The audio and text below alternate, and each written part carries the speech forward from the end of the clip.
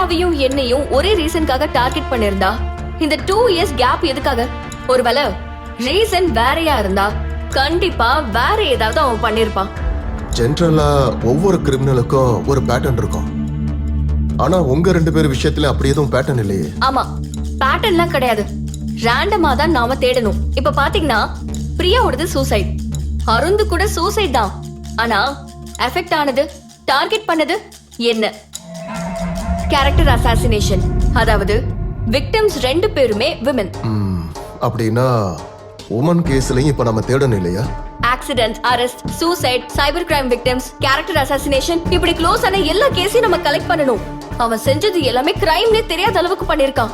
இந்த மாதிரி எல்லா ஃபைலையும் கலெக்ட் பண்ணோம்னா விக்டிம்ஸோட நம்பர் அதிகமாகும். சிலதுல கிடைக்கலாம், சிலதுல கிடைக்காமலே போகலாம்.